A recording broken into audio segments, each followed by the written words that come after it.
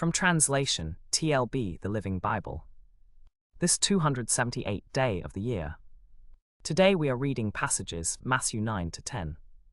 Matthew chapter 9, verses 1 to 56. Jesus got into a boat and went back across the lake to his own town. Some people brought to him a paralytic, lying on a mat. When Jesus saw the trust in these people, he said to the paralytic, "Take heart, son, your sins are forgiven." But some of the teachers of religious law said to themselves, "That's blasphemy. Does he think he's God? Only God can forgive sins." Jesus knew what they were thinking, so he asked them, "But I want you to see that the Son of Man has authority on earth to forgive sins." Then Jesus turned to the paralytic and said, "Stand up, take your mat, and go on home because you are healed." And the man jumped up and went home. Fear swept through the crowd, and they praised God for giving such authority to men. Jesus went on from there to eat with some tax collectors and other outcasts. The Pharisees saw him and asked his disciples, "Why does he eat with such scum?" When Jesus heard this, he said to them, "Healthy people don't need a doctor, sick people do. I have come to call not those who think they are righteous, but those who know they are sinners." Then John's disciples came and asked him, "Why do your disciples break the Jewish traditions? They don't wash their hands before they eat." Jesus replied, "But you say it is all right if you dedicate to God any property that would have gone to your father or mother. Obey God's commands, not your own traditions." Then Jesus called a little child to him and stood him among the disciples. "I tell you the truth," he said, "unless you turn from your sins and become like little children, you will never get into the kingdom of heaven. So anyone who becomes as humble as this little child is the greatest in the kingdom of heaven. And anyone who welcomes a little child like this on my behalf is welcoming me. But if you give them a cup of cold water to drink just because you are my disciple, then you will be rewarded." When Jesus left the mountainside and came down into Galilee, large crowds followed him. 2 blind men were sitting beside the road, and when they heard that Jesus was coming, they shouted, "Lord, Son of David, have mercy on us." The crowd warned the 2 men to be quiet, but they only shouted louder, "Lord, Son of David, have mercy on us." Jesus stopped and called them. "What do you want me to do for you?" "Lord," they said, "we want to see." Jesus felt sorry for them and touched their eyes. Instantly they could see. They could hardly believe it.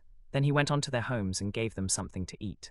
As Jesus was saying this, a ruler of a synagogue came and knelt before him and said, "My little daughter has just died.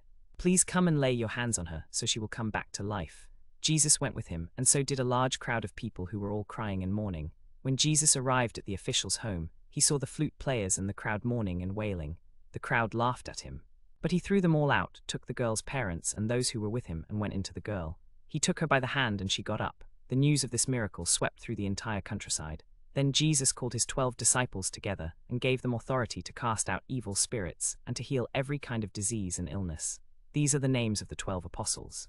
First Simon, also called Peter, then Andrew, James son of Zebedee, John, Philip, Bartholomew, Thomas, Matthew the tax collector, James son of Alphaeus, Thaddeus, Simon the zealot, and Judas Iscariot, who later betrayed him.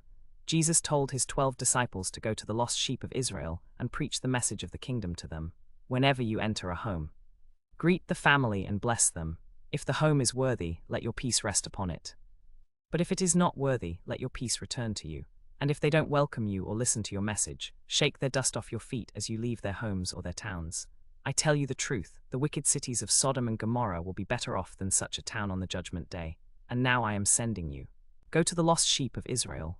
Go and announce to them that the kingdom of heaven is near. Matthew chapter 10, verses 1 to 41. Jesus called his 12 disciples together and gave them authority to cast out evil spirits and to heal every kind of disease and illness. These are the names of the 12 apostles. First Simon, also called Peter, then Andrew, James son of Zebedee, John, Philip, Bartholomew, Thomas, Matthew the tax collector, James son of Alphaeus, Thaddeus, Simon the zealot, and Judas Iscariot, who later betrayed him. But only to the lost sheep, the people of Israel. Go and announce to them that the kingdom of heaven is near. Heal the sick, raise the dead, cure those with leprosy, and cast out demons. You have been given free access to the kingdom of heaven. Don't take any money in your money belts, or even a traveler's bag or an extra shirt or sandals or a walking stick. No one who works deserves to go without food. When you enter a home, greet the household. If the home is worthy, let your peace rest upon it. But if it is not worthy, let your peace return to you. And if they don't welcome you or listen to your message, shake their dust off your feet as you leave their homes or their towns. I tell you the truth, the wicked cities of Sodom and Gomorrah will be better off than such a town on the judgment day. And now I am sending you.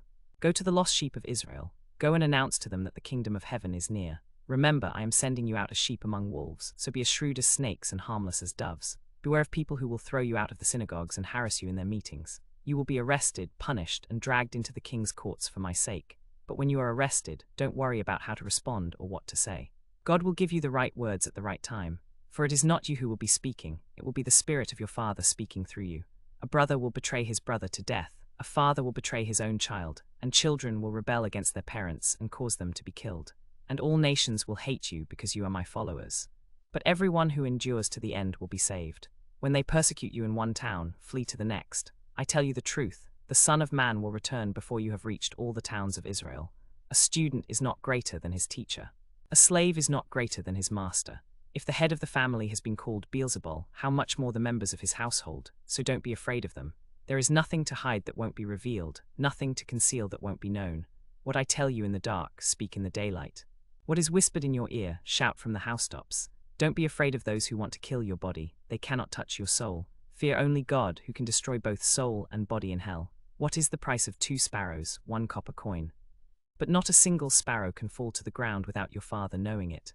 God even knows how many hairs are on your head, so don't be afraid. You are more valuable to him than a whole flock of sparrows. And even the hairs on your head have all been counted, so don't be afraid. You are worth more than many sparrows. Everyone who acknowledges me publicly here on earth, I will also acknowledge before my Father in heaven. But anyone who denies me here on earth, I will also deny before my Father in heaven.